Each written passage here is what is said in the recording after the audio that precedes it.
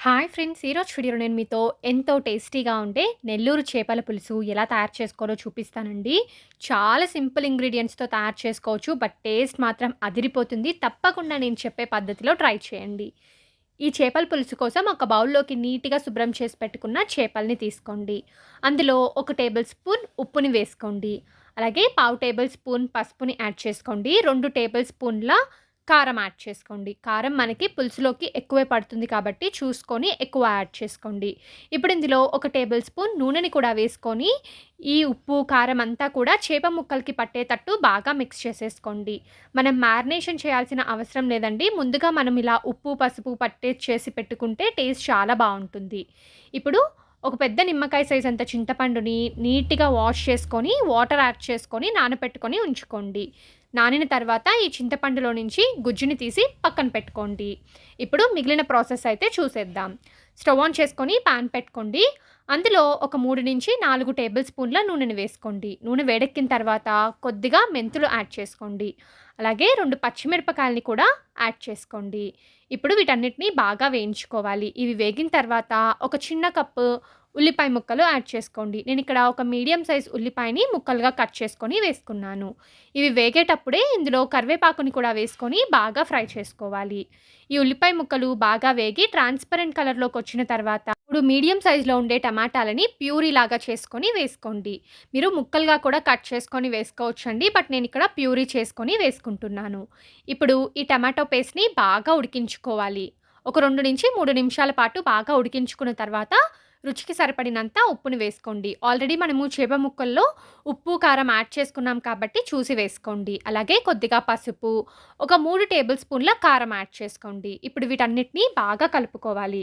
ఇలా కలుపుకున్న తర్వాత ఈ టమాటో పేస్ట్ అంతా కూడా బాగా కుక్ అయ్యి ఆయిల్ సెపరేట్ అయ్యే వరకు కుక్ చేసుకోండి. చూడండి ఇప్పుడు ఆయిల్ బాగా సెపరేట్ అవుతుంది కదా!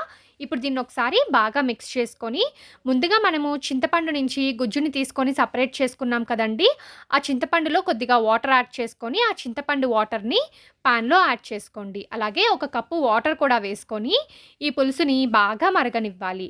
చూడండి ఇలా పులుసు బాగా మరుగుతున్నప్పుడు, మనం ముందుగా ఉప్పు, కారం కలిపి పెట్టుకున్న చేప ముక్కల్ని పులుసులో వేసుకోండి. ఇలాగే అన్ని ముక్కల్ని కూడా వేసేసుకోవాలి. మీరు ముందు రోజు నైట్ ఈ చేపల పులుసుని చేసుకొని నెక్స్ట్ డే తిన్నారంటే టేస్ట్ చాలా బావుంటుంది. సో, ఇలా వేసుకున్న తర్వాత ఇదంతా కూడా మనము ఉడకనివ్వాలండి. ఇది ఉడికే లోపల ఈ చేపల పులుసుకి కావాల్సిన మసాలాని సిద్ధం చేసుకుందాం. స్టవ్ ఆన్ చేసుకొని పాన్ పెట్టుకోండి. అందులో చాలా కొద్దిగా ఒక 3-4 మెంతుల్ని వేసుకోండి. అలాగే పావు టేబుల్ స్పూన్ ఆవాలు, అర టేబుల్ స్పూన్ ధనియాలు, అర టేబుల్ స్పూన్ జీలకర్ర, కొద్దిగా కరివేపాకుని వేసుకొని డ్రై రోస్ట్ చేసుకోవాలి. మంటని లో ఫ్లేమ్‌లో పెట్టుకొని వీటిల్ని బాగా వేయించుకోండి. ఇవి వేగిన తర్వాత స్టవ్ ఆఫ్ చేసేసి వీటన్నిటిని కూడా మెత్తగా పౌడర్ చేసుకొని పక్కనుంచుకోండి. చూడండి మనకి పులుసు బాగా ఉడుకుతుంది కదా! ఇలా ఉడుకుతున్నప్పుడు దీన్ని ఒకసారి బాగా మిక్స్ చేసుకోండి. మనము గరిటెతో మిక్స్ చేస్తే చేప ముక్కలు విరిగిపోతాయి. ఇలా బాగా మిక్స్ చేసుకున్న తర్వాత మెయిన్ ఇంగ్రీడియెంట్ మామిడికాయ ముక్కల్ని వేసుకోవాలి. నేనిక్కడ ఒక చిన్న మామిడికాయని తీసుకొని ముక్కలుగా కట్ చేసుకొని వేసుకున్నాను. మామిడికాయ ముక్కలు వేసి చూడండి టేస్ట్ అయితే చాలా బావుంటుంది. ఇప్పుడు మంటని లో ఫ్లేమ్‌లో పెట్టి ఒక 10 నిమిషాల పాటు ఉడికించండి. చూడండి 10 నిమిషాల తర్వాత మనకి పులుసు బాగా కుక్ అయ్యి చిక్కబడింది. ఇప్పుడు ఇందులో మనం ముందుగా ధనియాలు, జీలకర్రని వేయించి పొడి చేసుకున్నాం కదా! ఆ పొడిని వేసేసుకోవాలి. ఈ పొడిని వేసుకొని ఒకసారి కలుపుకోండి. సో, వీడియోలో చూపించిన విధంగా మీరు కలుపుకోవాలి. గరిట అయితే పెట్టొద్దు. ఇప్పుడు మరొక 5 నిమిషాల పాటు కుక్ చేసుకోండి సరిపోతుంది. సో, 5 నిమిషాల తర్వాత చూడండి మనకి పులుసు రెడీ అయిపోయింది. ఆయిల్ కూడా సెపరేట్ అయింది కదా! ఇంట్లో కావాలనుకుంటే మీరు కొత్తిమీర తరుగుని యాడ్ చేసుకోవచ్చండి. బట్ నేనైతే వెయ్యట్లేదు. కరివేపాకే దీనికి మంచి ఫ్లేవర్ అయితే ఇస్తుంది. అంతే టేస్టీ చేపల పులుసు రెడీ.